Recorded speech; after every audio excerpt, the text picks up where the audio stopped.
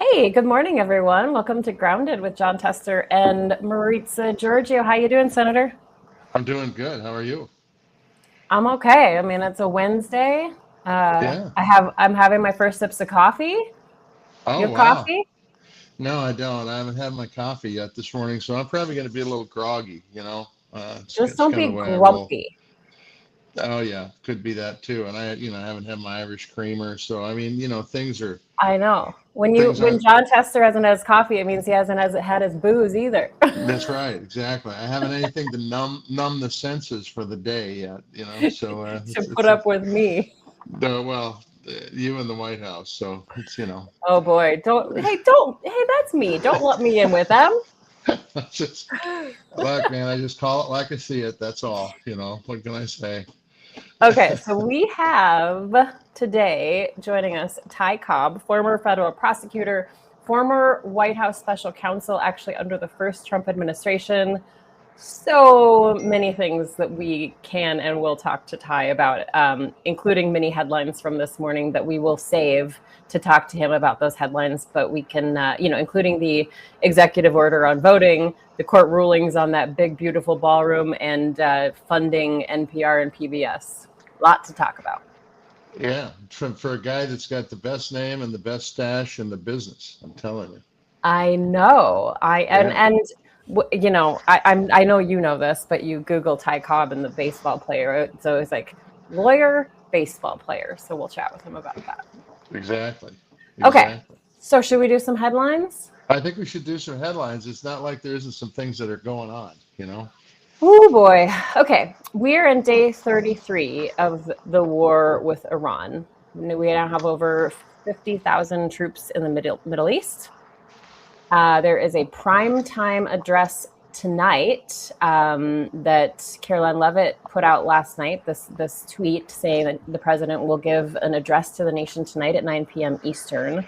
Meanwhile, just within the last hour, the president put this up on Truth Social, saying that Iran's new regime president, less radicalized, has just asked the United States for a ceasefire. And he says, we will consider when the Hormuz Strait is open, free, and clear. Until then, we are blasting Iran into oblivion, or as they say, back to the Stone Ages. So that's new this morning, Senator. Well, shit's happening. Yeah, I mean, look, we can talk about how bad Iran is, and we can talk about how for 47 years they've been doing bad things. That's all true. But when the war isn't going well, when you've created a bigger problem than you had when you started the war. The Strait of Hormuz was open when the war started. There is a reason that Reagan and Bush 1 and Clinton and Bush 2 and Obama and Trump in his first term, because he had some people around him that had a brain, and Biden didn't invade Iran. And this is just part of the reason. And there's also a bunch of troops there, as you well know, Maritza, and our viewers know. And I'm going to tell you, if he goes in with ground troops, Katie, bar the door. That's not going to be good. I'll just tell you that. And I don't know how you accomplish what he wanted to accomplish when he started this war. By just using air power, quite frankly. Not that his goals have been very well set, and he certainly Right, they've hasn't been had changing. certainly hasn't had an end game from the beginning, which anybody in the military knows. If you don't have an end game, you end up with these endless wars, and America first goes by the wayside. So it's not a good situation for sure, and the president often wakes up and hopes he's negotiating when in fact you hear from so many sources that there ain't much negotiations going on. Well, it seems that things are just change all the time. I mean, yesterday he was talking to reporters in the Oval Office and basically saying, he can end the war whenever he wants, that he's willing to end it without reopening the Strait of Hormuz. And I mean, on Monday, he threatened to basically commit war crimes. I'll put this up. Yeah. He said, he's gonna conclude their lovely stay in Iran by blowing up and completely obliterating all of their electric generating plants, oil wells, and Karg Island, and possibly all their desalinization plants.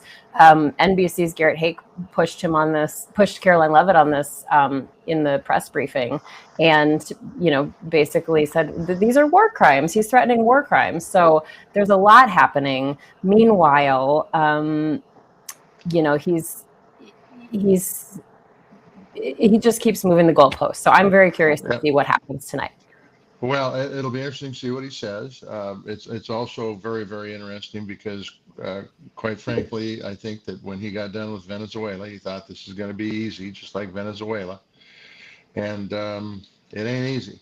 And if he'd listened to the chairman of the Joint Chiefs of Staff, he would be in a much better position right now. But right now, we've had people die over there because of this action. We've had hundreds wounded because of this action. We've seen the $1 billion a day at least go out the door from our own country's treasures. We've seen the price of energy worldwide go through the roof, including in this country, but every other country too. You can imagine what other folks are thinking about us right now. We've just increased the cost of energy in every country in the world significantly because the action of a president and the inaction of Congress. Once again, Congress is sitting there on their hands, not doing a damn thing, except for Lindsey and Cotton, who stand up and go, rah, rah, rah, go ahead and do it. They ought to sign up. They ought to sign up and go to the front lines, not in the back bunker. It's unbelievable. Well, we're going to get to Lindsey in a few moments. I have something to say about that. And some more headlines on Iran that I want to talk to Ty Cobb about, some legal questions. Okay, this came out yesterday that the Trump administration is moving the U.S. Forest Service headquarters from D.C. to Salt Lake City. It means shuttering research facilities in 31 states. Now, the Wilderness Society already coming out warning that this could end up hollowing out the Forest Service. Thoughts on this? Well, yeah, I mean, it ends up with less management. The forests need to be managed, and a greater push to privatize our public lands, which west of the Mississippi is a huge deal. East of the Mississippi, it's a big deal. And it's, we were here before in the first term when he was going to take the Department of Interior to Denver, and in fact did. And so it's just silly. And it's, by the way, it's waste, fraud, and abuse. By the way, it's a waste of money. Everybody's set up, everybody can do it, everybody knows where to go right now, and now it's going to be taken to Salt Lake, and it's not smart, and it's not good for our national forests. And by the way, the end game here is to sell off our public lands. That's the end game. When I saw Salt Lake on that. Mike Lee's a big push, and guess where the Forest Service is going? To Utah, where Mike Lee represents. So there you go. That's exactly what I thought of, Senator. Mike Lee, Utah, the push to sell public lands, and him saying he's going to keep trying at that. We have a comment, Karen, in our chat on Substack says that the president wants the EU countries to open the Strait of Hormuz because he claims the U.S. doesn't need it. He wants them to fix a mess he made when a month ago the strait was open. And he is saying that this is that was what the Wall Street Journal was reporting, that he's saying, well, the allies, they can fix this. Well, he made $1.5 billion sitting in the Oval Office last year, so he probably isn't very concerned when gas goes up $1 a gallon. But I'm going to tell you, working families and small businesses are, and it's cutting a hell of a hole out of them. And in agriculture, it's not only the increase in energy costs, it's an increase in input costs. And you know what? When this stuff goes up, like when fertilizer goes up or the price of equipment goes up, it don't come down. And that's really the bottom line here. He's increasing costs that's going to have impacts for years and years and years. If he ever leaves office, it'll have impacts for administrations to come. Oh boy. Okay. I thought I had my photos ready for this, but I don't. So we're just going to have to describe it for you. Okay. Lindsey Graham and I have something in common. Yes, you do. We both like Disney World and Disneyland, apparently. So Lindsey Graham is feeling the heat for going to Disney World over the weekend. And here's the deal. My beef is not that he went to Disney World, because I love who doesn't love a good trip to Disney World? I'm a big Disney fan. I think that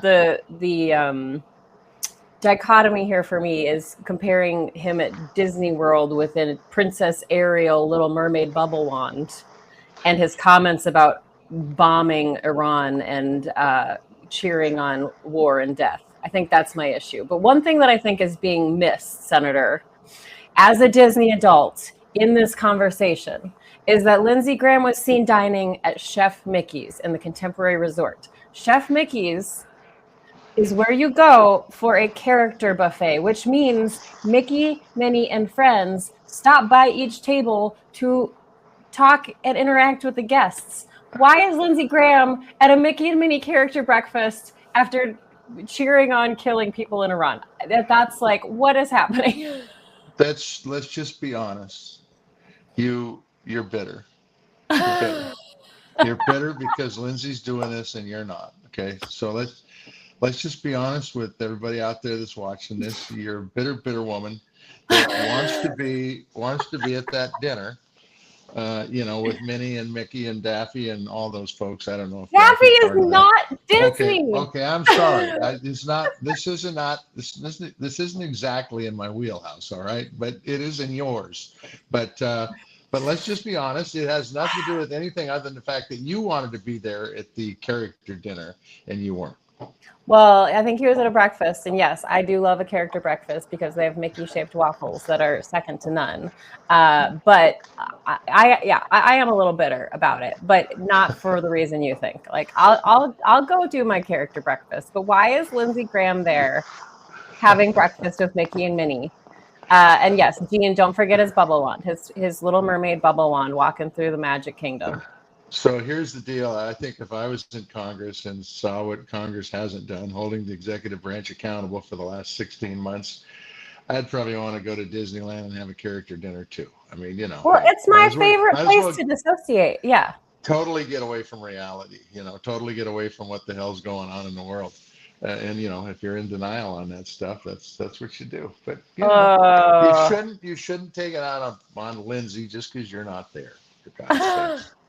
I cannot believe that you have nothing to say about this other than to come hard on me, come down hard on me. That's the way it is. I mean, you're how many times you go to Disneyland a year? At least every other month, for God's sake. Oh, that's nuts. So okay, every third month, every quarter, you're there, and that is true, by the way. And I think that's okay. It's not a bad thing. But don't deny Lindsay the opportunity. I'm not calling for war. I'm not celebrating killing people. Well, maybe. All right, fine. We're going to agree to disagree on this. It's time to bring Ty in. Ty Cobb, do you have anything to say to back me up on this about Lindsey Graham being at Disney World?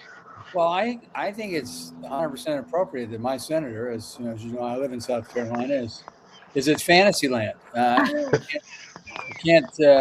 can't imagine why he'd be anywhere else. And just on your Daffy point, I'm with you 100%. I'm much more of a Huey, Dewey, and Louie guy. Thank you. Who are Disney characters, Senator?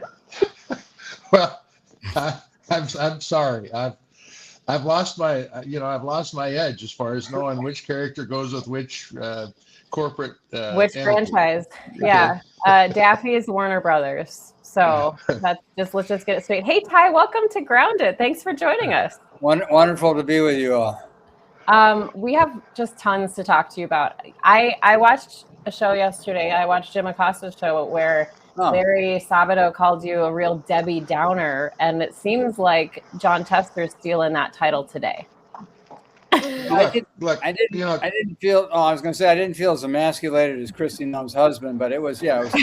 Oh Jesus! Oh, we didn't even talk about that. but we got to now. I mean, we've got to talk about Ty that. brought it up. He's opened the picture that you just can't get out of your mind. I don't even take a clip of the picture.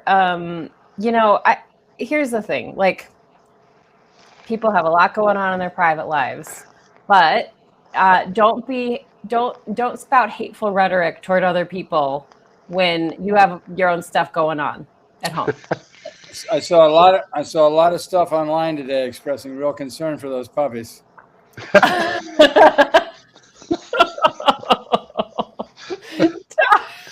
Yeah. Oh, those puppies. Yeah, it was quite an image, folks. If you haven't seen it, you should go Google this.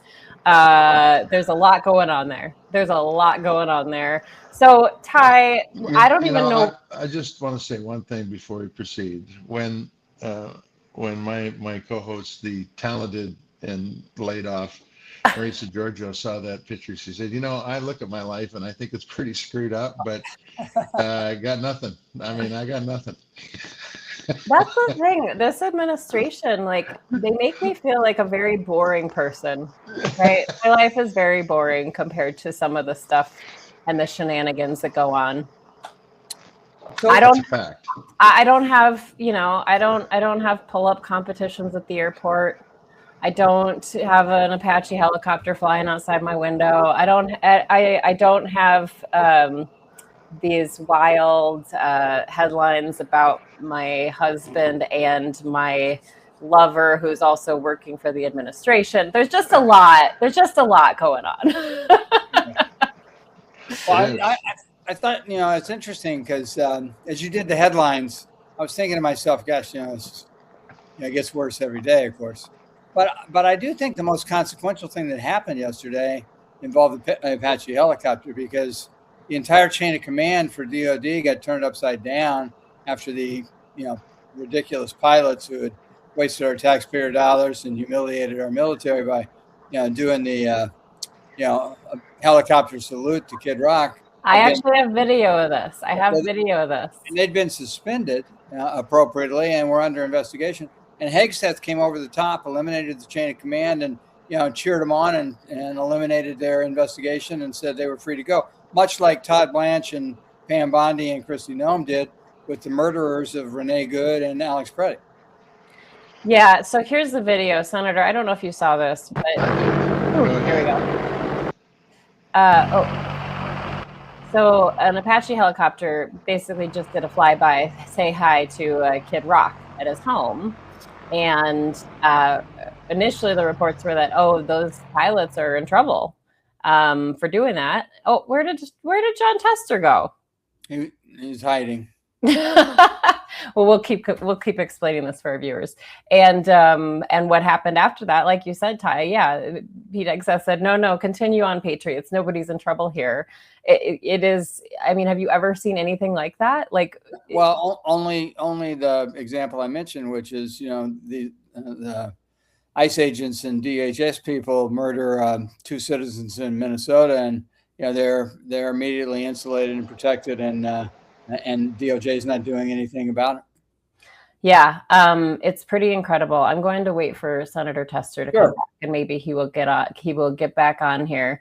I'll watch for his icon to pop up. So let's keep going, though. We have today the Supreme Court hearing on birthright citizenship. Right. So President Donald Trump is apparently planning to attend this. It makes him the first sitting president to attend oral arguments. I really want to get Senator Tester's take on this too, but what do you make of that? Oh, here we go. Here he is. Yeah. Hey, Senator, you're back. Sorry about that. I was just saying that President Trump is going to attend the Supreme Court hearing on birthright citizenship today, which makes him the first sitting president to attend oral arguments. So Ty, what do you both make of that? And what are you watching for today in that case, in that hearing, that we should be paying attention to? 2 things. One, Trump's attendance is, ham-handed and sort of silly. He's only there because he thinks he might have some intimidating effect on people. He's not there because of his intellectual interest, because as we know, he has no intellectual interest. But he also wants to have a press conference on the stairs of the Supreme Court on the way out, so that he can quickly denounce the judges for what is certain to happen in this hearing, which is great skepticism that the government's even taking this absurd position. And that will be the result of the hearing. I mean, it is conceivable that 1 or 2 of the judges, may appear to be interested in what John Sauer has to say today. I think John's argument, but I seriously doubt it. This is pretty simple. I mean, the 14th Amendment from 1868 was designed to for sure to allow black citizens to vote as former slaves, but it doesn't just say former slave. It says all people born in the United States. Now that is not ambiguous, and if Congress had intended to carve out some exemptions, some exceptions, they would have done so clearly.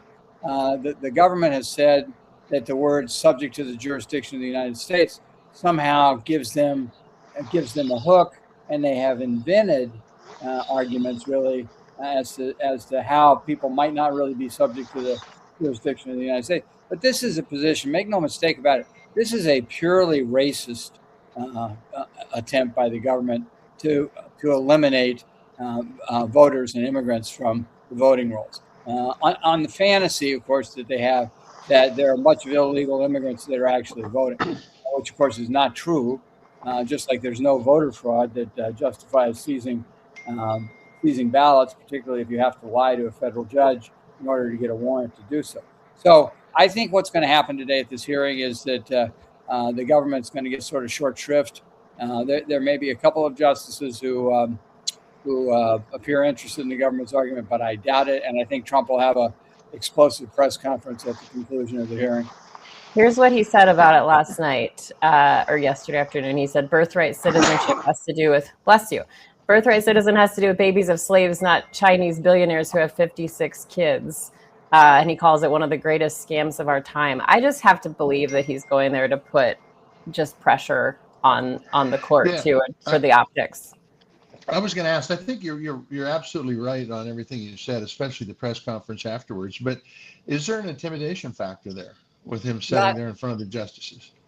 Not like he perceives. So it's interesting, Senator. You were talking about Trump and why he went into Iran. As we know, against the advice of military advisors and anybody who had a map and could see that the Strait of Hormuz is there. He went in because he has these grandiose, demented, narcissistic visions of himself as being so all powerful that if he shows his might, they would surrender. I mean, remember the early talk was, that he was waiting for the call for them to, surrender and expecting the masses to take over in response to, the killings of the former leader. None of which was going to happen. I mean, as you said, the reason presidents all the way back to Reagan never did this is precisely what we're experiencing now, and it's worse now than it would have been then. Yeah, by far. Yep, 100% correct. Yep. As usual, Ty Cobb is as usual, Ty Cobb hit the ball out of the park. I'm telling you. Oh, I bet he's never heard anything like that. I was a doubles guy. Can we clear that up? Are you related to the baseball player? I'm told I am, but I've never done the 23andMe or the genealogy. But the family lore is that he was a distant cousin of my grandfather's. It certainly wasn't a close relationship. I never met him or anything. But it is funny because every time I meet somebody and they hear that name, they go, "Gosh, I thought you were dead." And now that I'm getting older, I sort of, they make more sense. Oh, okay. Well, I want to ask you about this other legal thing that popped up last night. Sure. Okay. President Trump is threatening to pull out of NATO. Of course, he's been very critical of NATO. This isn't a new thing. But the question in this Time magazine headline is, can he legally do that? I want to remind folks that there was bipartisan legislation that passed in 2024. Senator, I'd love to know if you remember this, that prohibits any U.S. president from withdrawing from NATO without Senate approval or an act of Congress. And guess who that was sponsored by? Lindsey Graham. Marco Rubio. Marco Rubio. So can he legally pull out of NATO? And if he keeps saying this stuff, I mean, who's going to stop him? So can he legally do it? No, not alone. I mean, it's sort of like the ballroom decision yesterday. He would need authorization of Congress to do that. But he will. I mean, he'll sign some screed executive order at sometime between 2 a.m. and 4 a.m. when nobody's there to restrain him, that does something like this. On the other hand, I would argue, sadly, in my Debbie Downer mode, that Trump's already destroyed NATO. That's right. Greenland destroyed NATO, and the European countries that were our lifetime allies, for certainly back to the mid 1900s in a way that was written in blood. They're running the other direction. I mean, they're restructuring their economies. They're looking inward. They're looking to China. It's like Australia. Australia, we probably don't have a more loyal ally than Australia, but this oil crisis is very severe in Australia right now, and they have no alternative but to basically look to economic alliances with China, whose control of the South Pacific has expanded exponentially as we have all our carriers in the Gulf over there, and are doing nothing in the Pacific. So could Trump do this? He likely will try or threaten to do it, but he can't do it legally. On the other hand, I don't. It's all theater now because he's already killed NATO, in my view. Yeah, I couldn't agree with you more, Ty. You're absolutely right, and he has literally. If you remember when J.D. Vance went to the G7, the first thing he did is he badmouthed the shit out of all the democracies in Europe and talked about how great China and referenced them as being great, China and Russia. He has empowered Russia like we've never seen with this war in Iran. He's released all the sanctions on the oil. They're making billions again to be able to use against the democracy in Ukraine, and he pushed all the European countries to China. He's done it much better than Xi Jinping could have ever done it. And this is how you make America great again. And Congress sits there and does nothing. And the people that are sitting here watching this, I don't know if they're telling themselves that this is Disneyland and not to worry about it, but he's making this country into Argentina really fast, really fast. What are your views on that? I'm not sure I could have said it any better than that. I think, I got to be careful here, but I spent a lot of time concerned about China, a lot of time, trying to understand, their goals and, how they might interfere with U.S. elections and things like that in my role at the White House and, China and Russia and others. China has a game plan. It's 100 years out. I mean, they don't do 5-year plans, and they certainly don't just whimsically lurch into every day like Trump does. They have a plan and they're executing on it. And that plan, I think included them actually taking some steps in Taiwan at or about this time, but they don't need to because they're watching the U.S. implode and they're just going to sit back. They're not going to do anything dramatic that might run the risk of uniting the United States at a time where Trump is destroying it so effectively from within. Fair point. So let's talk about the we talk about whether he can and if he can and if it's legal and all these things. And he's going to the Supreme Court today. The courts still do keep pushing back on this administration. So at least temporarily. So you mentioned some of these decisions already, Ty. A judge ordered yesterday Trump to stop construction on the $400 million White House ballroom, which, as we all know, he's completely obsessed with. They said he needs congressional approval. There was another order that said that the defunding of PBS and NPR was unconstitutional. So what do you make of these? Like, do you think that the courts are pushing back enough? Is this just like are these like little drips? Do you think we're going to see more of this? Or is this just like another day in Trump 2.0? So come with me briefly to 30,000 feet, and let's go back to the 2025 project. In the 2025 project, Stephen Miller and Russ Vogt, they targeted sort of every hole and weakness in the Constitution through which they might be able to aggregate presidential power, and they have been executing on that, at a rapid rate that is virtually overwhelming.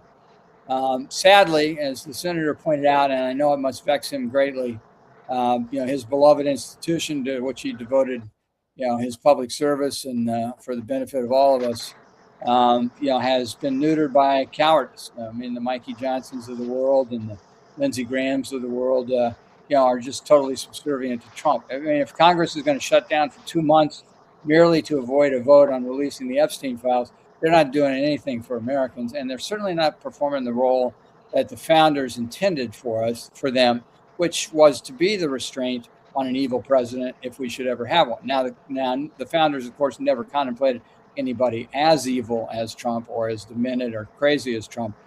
They couldn't have imagined that he wouldn't be, somebody like him wouldn't be impeached quickly.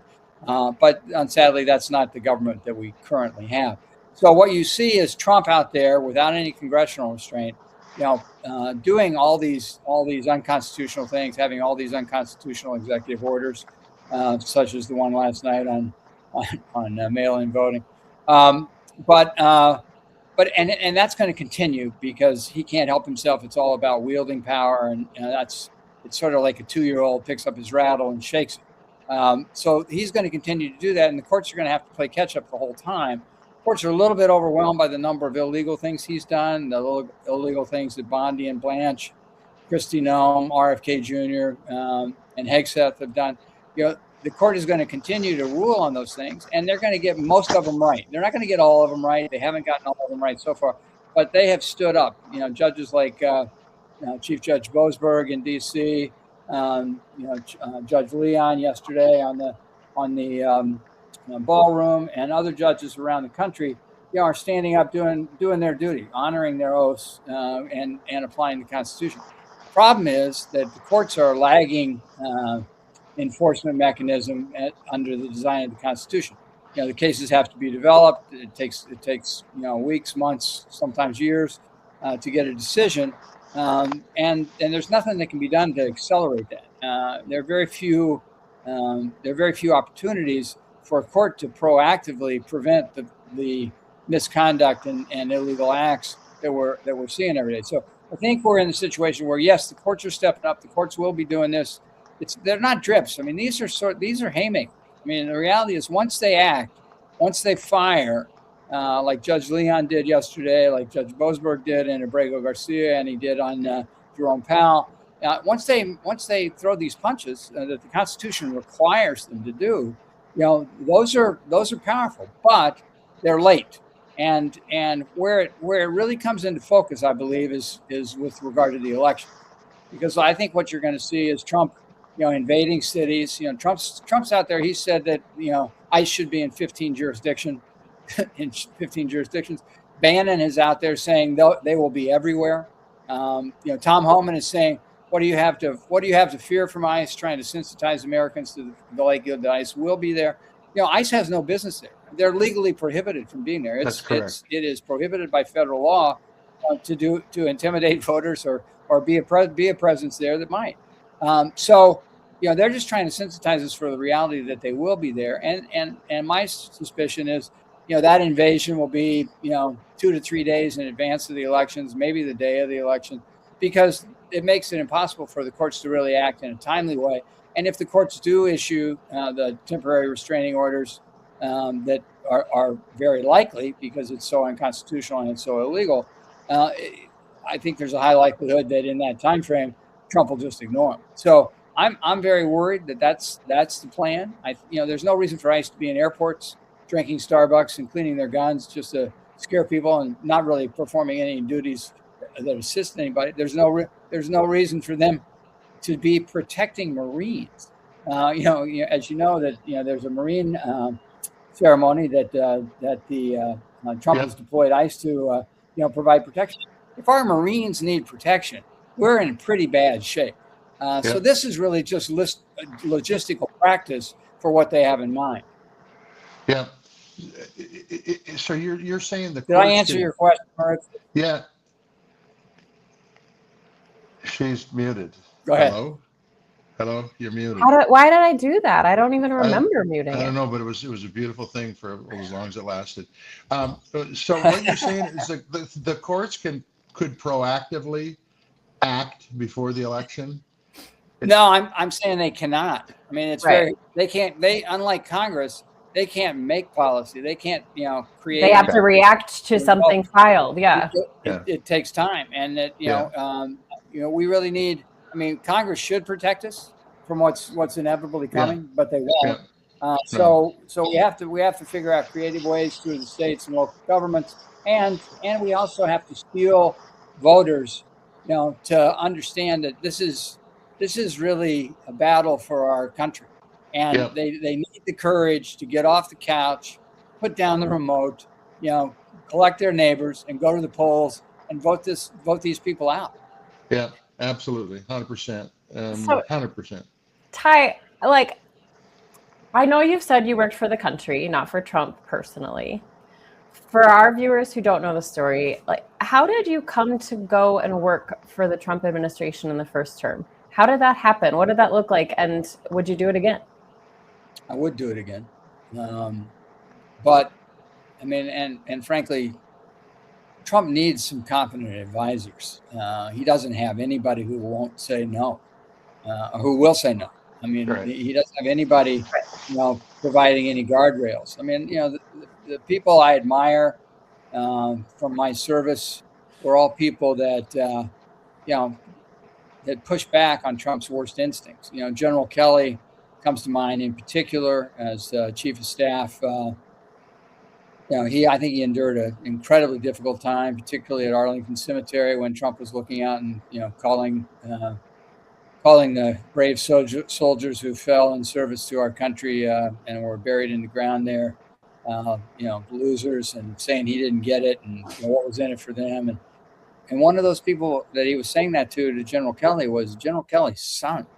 I don't know a man who endured more in his service. I don't know a man who did greater service to the country in terms of trying to restrain the president from doing the types of things that he's doing now. And that was required. He doesn't have anybody like that now, and he needs people like that. And I've always said, people can damn me for working in the White House. I don't think about it that way. But the reality is, I think when you're asked to serve the president, and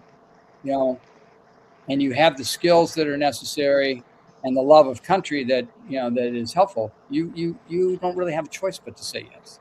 And in my situation, I was asked to represent the president personally earlier, which would have been highly remunerative, and I was at a large law firm, and but I said no. But then I was asked to,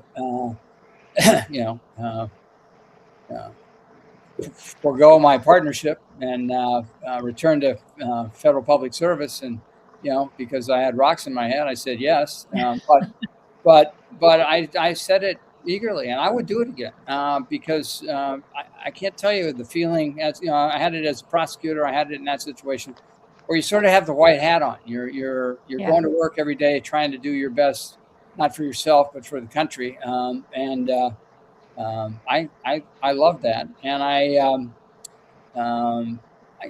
had a very interesting experience there. I can't say it was easy. I can't say it wasn't challenging, but it was fulfilling, and to the extent that you achieved anything, or that you didn't, or that you didn't lose ground. I mean, as this White House loses ground every day, if you're measuring it in terms of virtue, integrity, aspirational things, and the good of the country. I think we were at least able to hold some ground and gain a little bit. Do you think that there are people there now doing the same thing? Are there still people within this administration kind of holding those guardrails? Oh, sure, but I mean they're hard to find, and frankly, if you find them, that means they'll find them and they'll be fired. Between Kash Patel and Pam Bondi, we now no longer have any counterintelligence expertise. All the seasoned prosecutors and FBI agents in that area have either been terminated or they've been reassigned to immigration cases.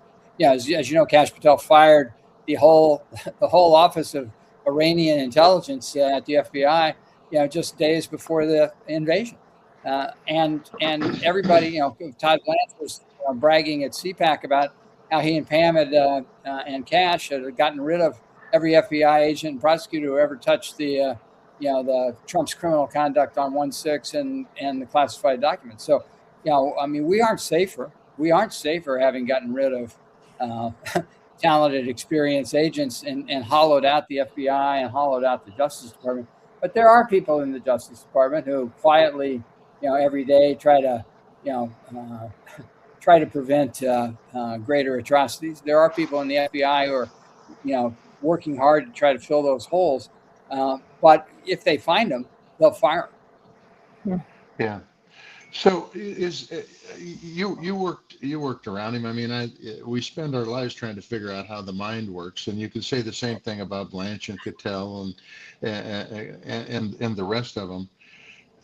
Do these guys, do they want to see the democracy go away? I mean, are they just about power and that's the only thing that motivates them, or do they think about their kids or the next generations in this country and how it's going to screw up their lives and make it so they have the potential to live in poverty for the rest of their lives? Do they think about any of that? So I'm sure they do at some level. But look at, I mean, just look at look at their housing situations. Stephen Miller and his wife moved out of the suburbs to a military base. Kristi Noem lived on a military base. These guys are hunkering down. This really is sort of, war against America, and they're hiding. They're hiding behind, barbed wire and guards at the gate. These aren't people who are, going to PTA meetings or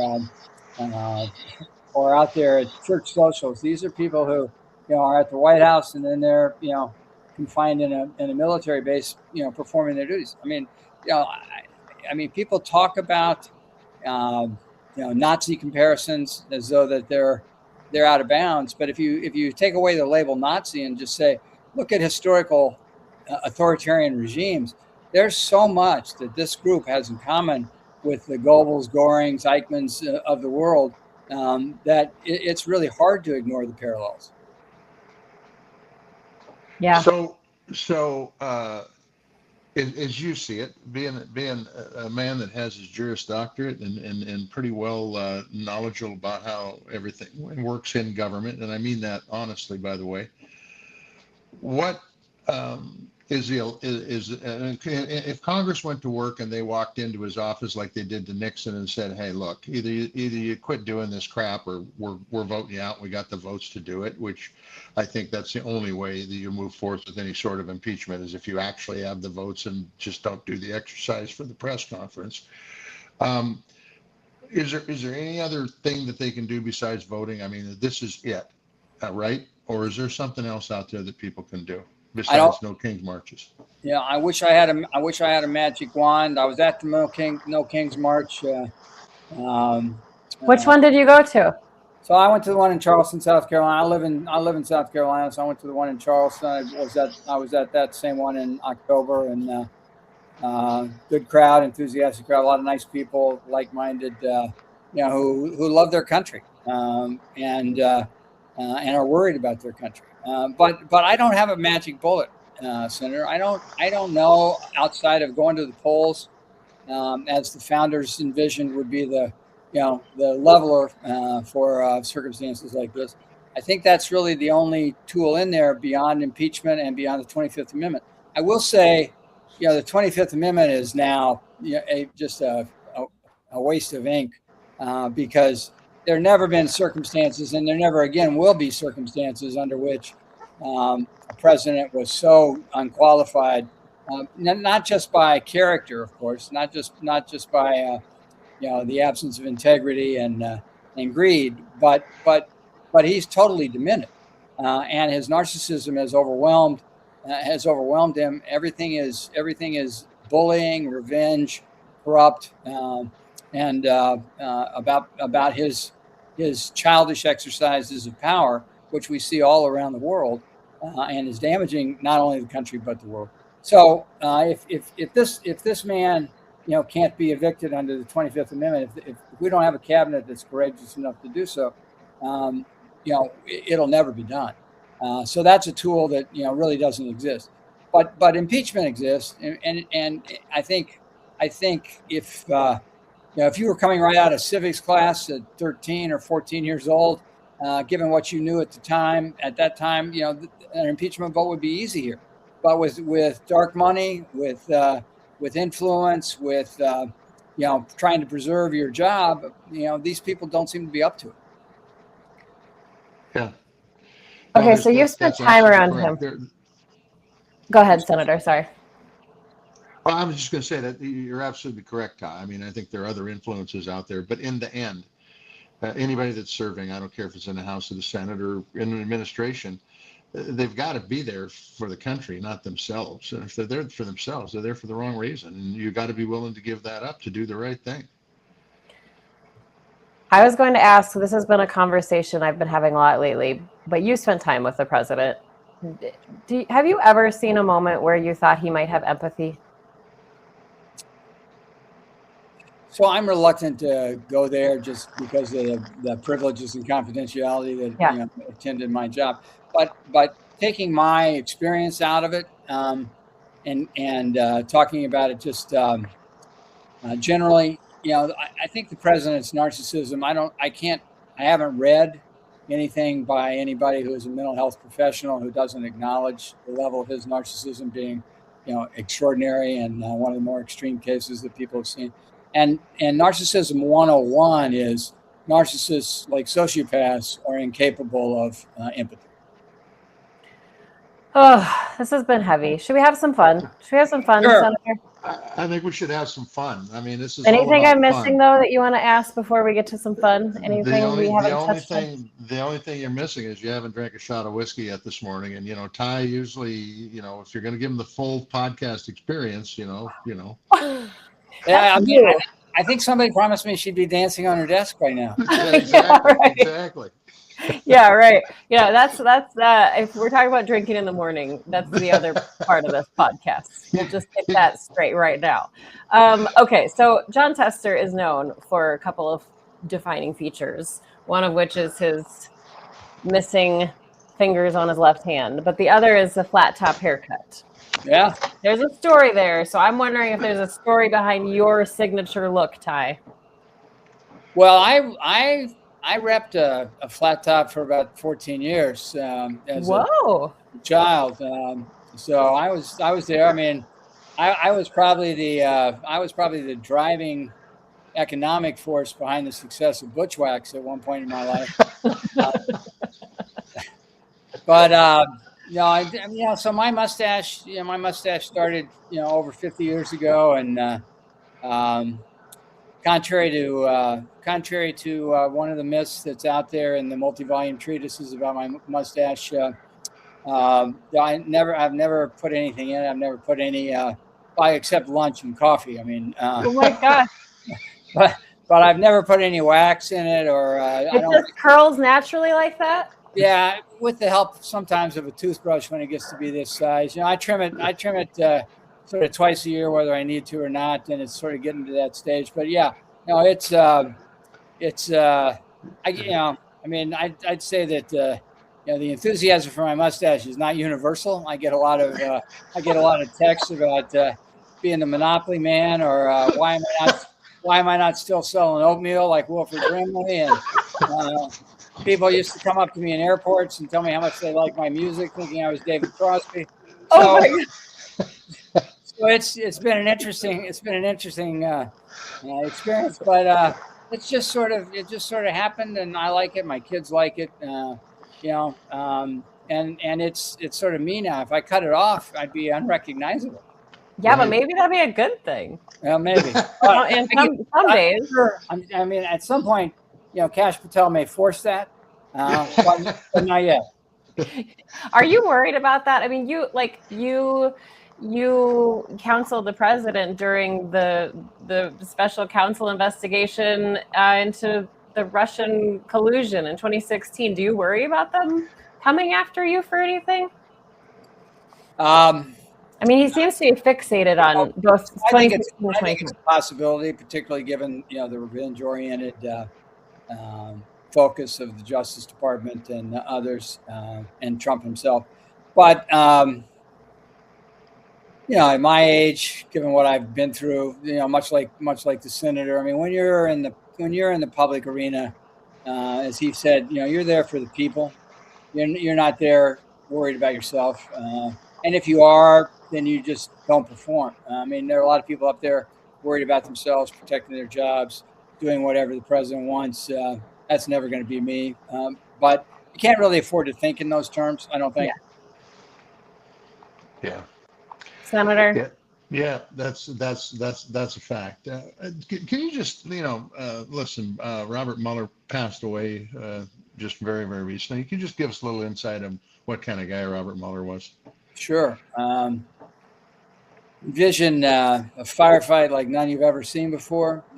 Your comrades, friends, buddies, foxhole mates are dying right and left, and one of them gets hit in a rice paddy in Vietnam, and rather than retreating, you walk into the firefight and pick him up and carry him, hundreds of yards to safety. That's Robert Mueller. That's what he did. I think it's what he got. He got recognized for that. He took a bullet in the leg as a Marine, and this is a guy, who was born not with a silver spoon, but with many privileges. Went to one of the fanciest prep schools in the country. Excelled as an athlete and as a student. Went to Princeton. His decision to go to Vietnam was based on the fact that one of his former teammates had been killed in Vietnam, and he wanted to honor his service. He wanted to honor it so badly that rather than take a deferment for a knee injury, he rehabbed his knee for a year before going in. So this is somebody with character, integrity, courage. He was a very highly principled person. I knew him. I first met him in 1983 when we were both prosecutors in different parts of the country, but we became close. We used to have lunch in D.C., I don't know, every month to 6 weeks when he was first down in private practice. And most of the time he would explain to me how much he hated representing criminals. He wanted to go back into the Justice Department, which he finally did, to lead the homicide division at the U.S. Attorney's Office in D.C. A man who, by circumstance, after he took the FBI job, less than a week later, 9/11 happened. So he was thrown into overwhelming, unprecedented times and performed admirably in terms of restructuring the FBI into probably the greatest counterterrorism force that the country's ever known, even though Kash Patel and Trump have dismantled it. What Trump did, dancing on his grave, saying, "I'm glad he's dead," and good, good when he died. Probably the most indecent thing that a president has ever done, just in terms of starkness. You just don't see that. You don't expect that from your president. It's not as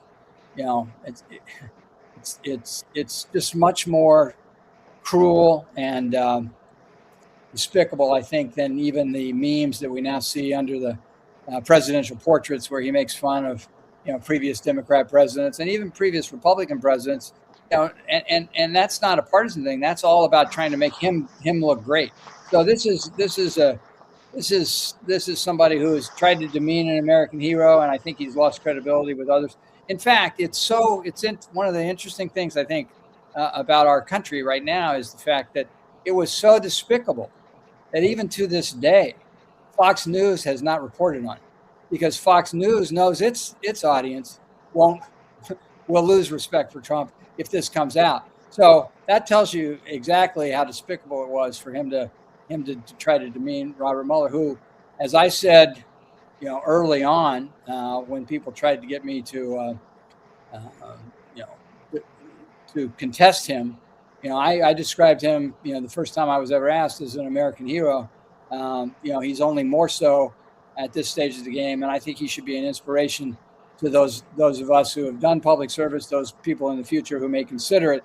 He could have made millions of dollars and had all the power and glory and accolades possible in private practice, but he chose public service with a passion. And he's somebody that I said recently about, he's one of the few people that I know that every time I was with him, which was many times, I left those encounters wanting to be a better person. That's a Ty great. Cobb, thank you for that, Ty. I just want to admit my sins for a second. A few years back, I can't even tell you when, but you were on TV, and the chyron below your name was, "This is President Trump's attorney." And I immediately thought to myself, this guy is a bad guy. It's unbelievable. I can't believe I'm sitting here watching this guy. But I just want to tell you something. I've changed my mind since many times, and you've totally confirmed it this morning on this podcast. You're an American treasure. Thank you for what you've done, and thank you for what you'll continue to do the right thing to keep this country the greatest country on earth. And I just, it has been such a pleasure to have you on the podcast, and you're a top flight dude. And so thanks for what you do. Well, that means a great deal to me, and I can't tell you how much I appreciate your service. And Marissa, you're getting this stuff out there with good humor and a smile. And I'm sorry you didn't dance on your desk today, but maybe the next time, if we do this later in the afternoon, you'll have had some alcohol. Well, while we were sitting here, one of my friends who happens to be watching live wrote and said, "How can you drink all day if you don't start in the morning?" I mean, That's right. It's a great point, right? It's a great point. So we'll just continue to dissociate. Next time I can't go to Disney World like Lindsay, we'll just have to do. We'll have an all-day party. That sounds great. Well, thank you all so much for having me, and I really enjoyed it. And you guys do a great job. And thanks for getting this out there so people can understand what's really happening in the world, rather than just read the Washington Post and listening to CBS and the other media that's being taken over by conservatives. Yeah. Amen, well, brother. Thank you so much, Ty. Amen. We hope you have a lovely day. Yeah. Thank you, sir. Wonderful. Great to be with you. You too. Yeah. Bye. Oh, so much to talk. We had so much to talk about. Yeah, he's a good man. I'll tell you that. He's solid. Yeah. It's very solid. I know. mean, I've got to tell you, when he was sitting there talking about Mueller, I was thinking to myself, man, at one point in time, and Mueller obviously is a quality guy, and to have the life experience he had with him, and then to hear what the president said about him, I mean, how ridiculous. But then I was thinking, geez, this guy's seen a lot in his lifetime and done a lot, and and been in the room where it happened, and he's got values, and he's got character, and he's smart, and funny. Good to have him on. Yeah, funny. What the hell? I didn't get to mention, but if he's still watching, I think he is, that Senator Tester and I were on a podcast on Friday called Fucked Up Friday, and we got to pitch our most messed up story of the week, and that was my story. Was the comment about celebrating the death of an American hero who served our country. It's just again, I'll say it here, but as a parent who's trying to teach my 14-year-old son kindness and good values, and not to lead with things that are mean-spirited, like it doesn't help be a good example for the kids out there. So it's all or for the adults, also adults. Like the amount of people who take time out, I'm just going to rant for a second. The amount of people who take time out of their day to send a private message to somebody just for the sheer sake of being mean. I will never understand this motivation. I never wake up and think, I'm going to go just like send the meanest message I can to that person just because. Like, why do you guys do that? Why do you do that? Not you guys. I mean, our community. Welcome to the world of politics. It's, you just got to let it. You just got to consider the source and let it go. It's the way it is. Some people are screwed up. Some of those screwed up people are working in the White House right now. Some of them are sitting out there looking at podcasts just to be bitchy, and that's okay. But nice. But it's all good. There's enough meanness out there. Just be nice, everybody. No, listen. Damn it, quit being so nice. It's all good. Hey, I gotta scoot. I got work to do today. I mean, it's April Fool's Day. I didn't even pull an April Fool's joke on you. I know. I was thinking about that. Like, we didn't even do anything funny. I could have come on wearing a wig or something, and you'd have thought I grew my hair out over the week or something like that. But I didn't. But at any rate, I'm gonna scoot out. You're gonna have to close this out with. Tell me about your hat. It's a hat that I've worn before. It's actually a Richland Aviation hat. for some good company in Richland County. That is. What's your hat? I brought one today. What not is it? Team, not train. Oh my God! But all right, guys. Thanks for joining us here. Tally ho! Oh, I better end this. Here, let's end it.